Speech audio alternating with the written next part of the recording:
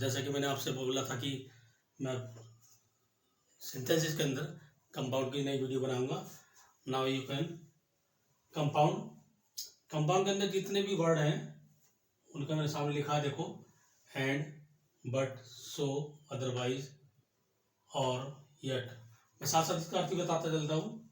And का और, but लेकिन, सो इसलिए, अदरवाइज वरना, और का मतलब भी वरना होता है, यट फिर भी, स्टिल अभी भी, एज वेल एज के साथ ही साथ, इधर और, या तो या, निदर नॉर ना तो ना, नॉट ओनली बट आल्सो न केवल बल्कि, हु, वेयर, विच। देखो ये वर्ड एडजेक्टिव क्लास में भी आए थे, इन्हें बोलते हैं रिलेटिव प्रोनाउन। जब ये वर्ड रिलेटिव प्रोनाउन की तरह यूज होते हैं तो इनका अर्थ चेंज हो जाते हैं। देखो हु का मतलब कौन होता है, लेकिन जब हु को हम रिलेटिव प्रोनाउन की तरह यूज करते हैं तो उसका अर्थ जो की आवाज देने लगता है।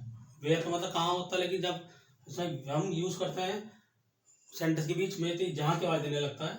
विच का मतलब कौन सा कौन सी, लेकिन जब विच को दो सेंटेंस के बीच में यूज करते हैं तो ये जो की आवाज देने लगता है।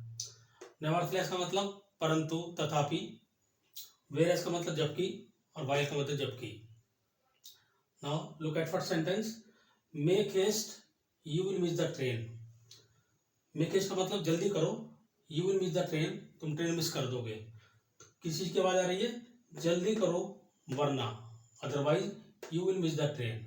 Next sentence, he was arrested, he was find. उसे गिरफ्तार किया गया, ही वॉज फाइंड, उसको जुर्माना लगाया गया।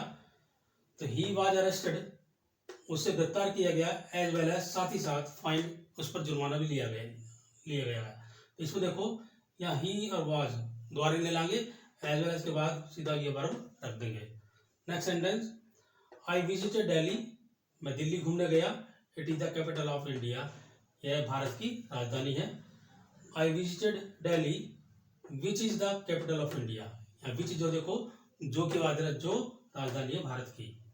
Next sentence, come in time, समय पर आओ, डोंट कम एट ऑल, या बिल्कुल मत आओ। तो या है ना, मैंने बोला था ना, इधर और बोला या तो या, और निधर और बोला ना तो ना। तो इधर कम इन टाइम, या तो समय पर आओ, और डोंट कम एट ऑल, या बिल्कुल मत आओ। Next sentence, small family is happy, big family is unhappy, we should have small family. अब देखो कैसे बनेगा ये sentence, small family is happy, छोटा परिवार खुशहाल परिवार होता है, but big family is unhappy, बड़ा परिवार दुखी परिवार होता है। सो इसलिए we should have small family. इन तीन वाक्यों में हमें दो कंजक्शन यूज करने पड़े, यहाँ बट का, यहाँ सो का। और आगे देखो सेंटेंस। अब नेक्स्ट सेंटेंस देखो, she did not weep, she did not laugh. वह नहीं रोई, नहीं वो हंसी। इसका मतलब क्या, ना तो वो रोई ना वो हंसी। सी नीदर वेप्ट, ध्यान रखना, अगर डिड नॉट हट गया, क्योंकि डिड नॉट के सामने नेगेटिव वर्ड आ गया नीदर, ये वर्ब जो है इसकी सेकंड फॉर्म कर देंगे, नॉर लाफ का लाफ्ड कर देंगे, ध्यान रखना। Next sentence, wise man show their fault, जो बुद्धिमान आदमी होते हैं वो अपनी गलतियों को दर्शाते दिखाते हैं। फूल्स अवॉइड देम, बल्कि मूर्ख लोग उनको अवॉइड करते हैं। तो क्या बनेगा, wise man show their fault, बुद्धिमान आदमी अपनी गलतियां दिखाते हैं। वेयर एज का मतलब बल्कि या जबकि, मूर्ख लोग उनको अवॉइड करते हैं।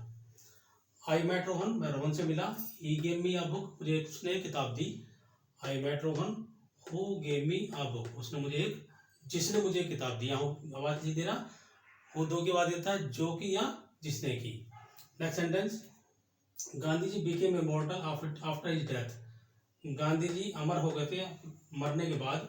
ग्रेट मैन नेवर डाई, महान आदमी कभी नहीं मरते। अगर इसी सेंटेंस को हम इसी तरीके से बनाने लगे कि Gandhi ji became immortal after his death,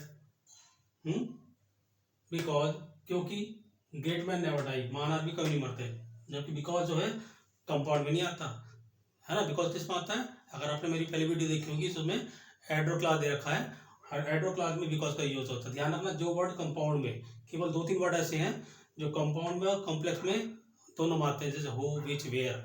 बाकी टोटल वर्ड जो है वो डिफरेंट है सारे। तो यहाँ हु जो जिसने के बाद दे रहा है। अच्छा ये हो गया था।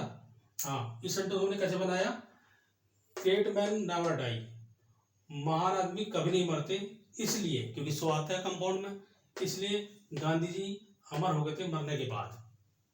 Next sentence, I went to Mumbai last year, मैं गया था पिछले साल मुंबई।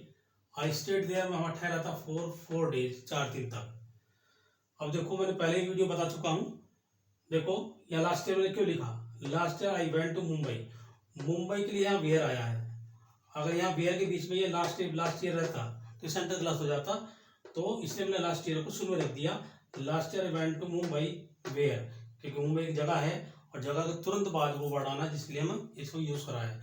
वेयर आई स्टेड, अब देखो यहाँ देर हट गया, जब वेयर लग जाता है तो देर हट जाता है। आई स्टेड फॉर 4 days, जहां मैं ठहरा 4 दिन तक। वैसे वेयर की हिंदी कहाँ होती है, लेकिन जब रिलेटिव प्रोनाउन के रूप में यूज होता है वेयर, तो वो जहाँ की आवाज देने लगता है। Next sentence, he was given the food, उसे खाना दिया गया। He was given the shelter, उसे शरण दी गई। तो ये वाक्य बना, he was not only given the food, ना केवल उसे खाना दिया गया, बट ऑल्सो, बल्कि गिवन द शेल्टर, बल्कि उसे शरण भी दी गई। Next sentence, don't be borrower, borrow means होता है उधार लेना, और बोरोवर का मतलब उधार लेने वाला। डोंट बी लेंडर, लैंड बोलते हैं उधार देने को, लैंडर माने उधार देने वाला। तो मत बन उधार लेने वाले, मत बनो उधार, सॉरी, मत बनो उधार लेने वाले, मत बनो उधार देने वाले। तो वाक्य कैसे बनेगा, नीदर बी बोरोवर, ना तो बनो उधार लेने वाले, नॉर बी लेंडर, ना उधार देने वाले।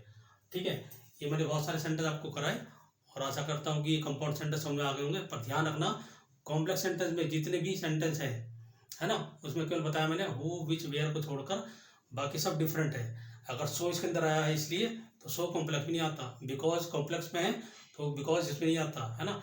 आप मेरी सारी वीडियो देखना और बताना कि कैसी वीडियो लगी, और कमेंट करना, और मेरे चैनल को सब्सक्राइब करते रहना। आज के लिए इतना काफ़ी, थैंक यू।